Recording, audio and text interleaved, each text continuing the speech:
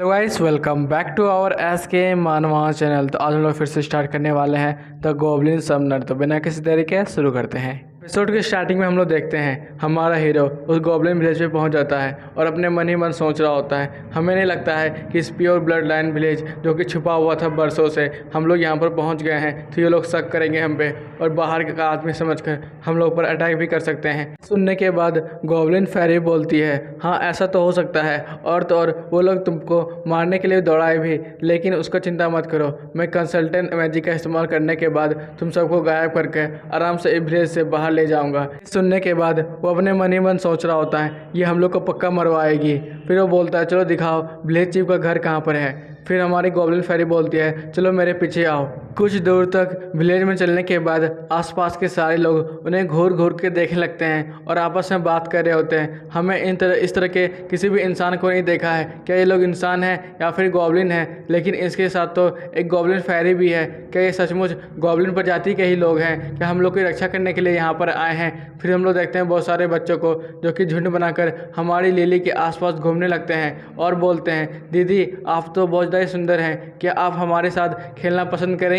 सुनने के बाद लिली हमारे हीरो की तरफ देखने लगती है और बड़ी प्यारी से शक्ल बनाने लगती है। ये देखकर गॉब्लिन फेरी बोलती है तुम्हारी बहन तो बहुत ज़्यादा ही प्यारी है, और तो देखो अभी भी तुमसे खेलने के लिए परमिशन मांग रही है। फिर हमारा हीरो बोलता है हाँ लिली तुम आराम से खेल सकती हो और आराम से अभी मस्ती करो, हम लोग थोड़ा देर चीफ के साथ बात करके आते हैं, तब तो तुम आराम से खेलो। ये सुनने के बाद बहुत ज़्यादा खुश हो जाती है। फिर हमारा हीरो अपने मन ही मन सोच रहा होता है बचपन से ये कुछ भी देख नहीं सकती थी और लोगों के साथ खेल भी नहीं सकती थी, लेकिन अब ये ठीक है चलो इसे खेलने देते हैं। फिर वो चीफ के पास चले जाता है और उनसे बात करने के लिए वहाँ पर बैठा हुआ होता है। फिर वो बूढ़ा गॉब्लिन बताता है कि हम लोग को बहुत पहले ही बताया गया है भगवान के द्वारा कि यहाँ पर एक बच्चे को भेजा जाएगा जिसके पास गॉब्लिन फेरी होगी और वो बच्चा ही हम लोग की देखभाल करेगा और हमारे गॉब्लिन प्रजाति को बचाएगा। इसलिए मैं चाहता हूँ कि आपको छुपा हुआ खजाना के पास लेके चलो। फिर वो देखता है गॉडेस के फोटो को। फिर वो अपने मन में सोचता है मैंने कहीं ना कहीं इस गॉडेस को देखा है और ये सब बातें मैंने पहले भी कहीं ना कहीं सुन रखी है। फिर हमारा बूढ़ा आदमी वहाँ पर खड़ा होता है और बोलता है कुछ ही समय के बाद मैं दोबारा वापस आता हूँ, तब तो तुम आराम से सोच लो बैठ कर यहाँ। थोड़ी देर के बाद हमारी गॉब्लिन फेरी वहाँ पर आती है और हमारे हीरो को बताती है कि तुम्हें तो लग ही रहा होगा यहाँ के गॉब्लिन कितने ज़्यादा प्यारे और जेंटल किस्म के हैं, क्योंकि इनके पास रिसोर्सेज की बहुत ज़्यादा कमी है। आधा से ज़्यादा डेमन तो उनके सारे रिसोर्सेज को अपना बना लिए हैं और ये सब बचने के लिए इस छोटे से विलेज पे छुपे हुए हैं बहुत दिनों से। तुम्हें तो पता ही होगा इनकी हालतों के बारे में, और तो और डीमंस, ह्यूमंस और बाकी के सारे जितने भी मॉन्स्टर होते हैं सब लोग मिलकर गॉब्लिन को ही परेशान करते हैं, क्योंकि ये सबसे ज़्यादा कमज़ोर प्रजाति है। और इसलिए ऐसा ना हो हमारी गॉडेस ने तुम्हें इतना ज़्यादा पावर दिया है, और तो और पहला जो ह्यूमन भी होता है वो ट्रेनिंग के लिए गॉब्लिन को चुनता है, क्योंकि वो लोग बहुत ज़्यादा कमज़ोर होते हैं और वो लोग आसानी से हारे जाते हैं। इसलिए मैं चाहती हूँ तुम प्लीज़ गॉब्लिन प्रजाति को पूरी तरह से बचा लो। इधर हमारा हीरो अपने मन ही मन सोच रहा होता है ये पूरा गेम वर्ल्ड ही कमाल का है। यहाँ पर तो गॉब्लिन सबसे ज़्यादा कमज़ोर मॉन्स्टर होते हैं जिन्हें कि इंसान ट्रेनिंग के लिए यूज करते हैं, और तो वो अपने बस एक ही शॉट के स्लाइड से आसानी से बहुत सारे गॉब्लिन मॉन्स्टर को मार सकते हैं। आखिरकार मैं इतने कमज़ोर प्रजाति में जन्म कैसे ले सकता हूँ, लेकिन ये तो अब मैं ले लिया हूँ, आगे मुझे क्या करना चाहिए ये सब अपने मन में सोच रहा होता है। लेकिन तभी वहाँ पर गॉब्लिन ओल्ड मैन आता है और उसके हाथ में एक मैप दे देता है और बोलता है इस मैप को देख लो। फिर वो जब मैप को खोलता है तो वो देख पाता है कि वहाँ पर बहुत सारे ट्राइब्स के फ़ोटो होते हैं और बहुत सारे गॉब्लिन प्रजाति के अलग अलग तरह के फ़ोटो होते हैं। ये देखने वाला तो बोलता है आखिर ये क्या है। फिर वो बूढ़ा गॉब्लिन बहुत ज़्यादा ही दुखी आवाज़ में बोलता है ये हमारे पूरे गॉब्लिन ट्राइब का नक्शा है, इस नक्शे से तुम बहुत सारे गॉब्लिन ट्राइब से मिल सकते हो, और तो और हर एक ट्राइब में कोई ना कोई खजाना छुपा हुआ है। सारे खजाना के टुकड़े को मिलाने के बाद तुम्हें एक बड़ा खजाना का रास्ता मिल जाएगा और उसे पाने के बाद तुम गॉब्लिन ट्राइब में सबसे ज़्यादा स्ट्रॉन्ग गॉब्लिन मास्टर बन जाओगे, और तो और तुम ही हमारा लास्ट होप हो। अगर तुम भी मारे गए तो हमें पक्का हम लोग यहाँ पर ख़त्म हो जाएंगे। सुनने के बाद हमारा हीरो बोलता है लेकिन मैं तो यहाँ पर नया हूँ, मुझे तो कुछ भी समझ में भी नहीं आ रहा ये सब। इधर हमारे बच्चे वो खिड़की से उन्हें देख रहे होते हैं। फिर वो लोग वहाँ पर आते हैं और आपस में कुछ बात करते हैं और बोलते हैं प्लीज़ प्लीज़ हमारे पूरे गॉब्लिन जाति को बचा लीजिए, हम लोग नहीं तो उस तरह ख़त्म हो जाएंगे। फिर हम लोग देखते हैं बहुत सारे लोगों को जो कि वहाँ जमा होने लगते हैं और अचानक अंदर आकर बोलते हैं प्लीज़ हम लोग को विश्वास है भगवान की भविष्यवाणी पर, वो पक्का हम भगवान हम पर मदद करेंगे। फिर वो लोग झुक जाते हैं और बोलते हैं प्लीज़ प्लीज़ हमारी मदद करो, हम लोग को बचा लो।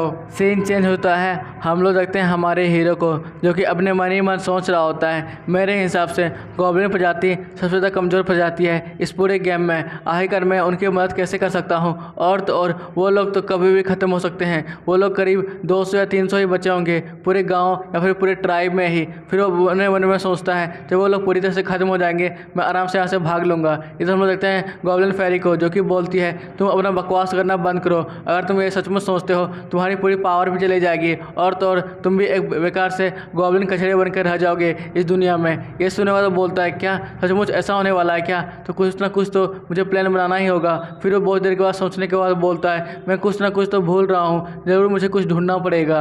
हमारी गॉब्लिन फेरी बोलती है यहाँ पर बैठे बैठे तुम्हें क्या हल मिल जाएगा, आगे कुछ तो सोचो। फिर हम लोग देखते हैं हमारे हीरो को जो कि बोलता है मैं सोच ही रहा हूँ, समझे ना। फिर वो अपने सिस्टम को ओपन कर लेता है और बोलता है चलो देख ही लेते हैं मेरे पास कौन कौन सी चीज़ करने का पावर है। फिर वो एक एक करके उन सारी चीज़ों को पढ़ने लगता है और बोलता है यहाँ पर तो बहुत सारे अटैक पावर हैं, डार्क कार्ड है, डार्क आइस है और तो और समनिंग भी है। फिर वो बोलता है चलो मैं एक एक करके सारे पावर को देख लेता हूँ। फिर वो एक बड़ा सा चट्टान को ढूंढने लगता है, कुछ देर में उसे चट्टान मिल भी जाती है। वो चट्टान के सामने खड़ा हो जाता है और बोलता है चलो पहले पावर को इस्तेमाल करने की बारी आ गई, पहले मैं चेक करता हूँ आखिरकार मेरा फिजिकल बॉडी कितना ज़्यादा स्ट्रॉन्ग है। फिर वो बोलता है चलो अटैक करते हैं। फिर वो एक जोरदार पंच उस तो पत्थर पर दे मारता है जिसके कारण से एक जोरदार धमाका होता है और वो पत्थर भी आधा से ज़्यादा क्रैक हो जाता है। इधर उसकी बहन लिली और गॉब्लिन फेरी भी ये देखकर बहुत ज़्यादा खुश हो जाती है और बोलती है तुम्हारी फिजिकल पावर तो कमाल की है। फिर वो अपने मन में सोचता है चलो मैं देखता हूँ लेवल 10 के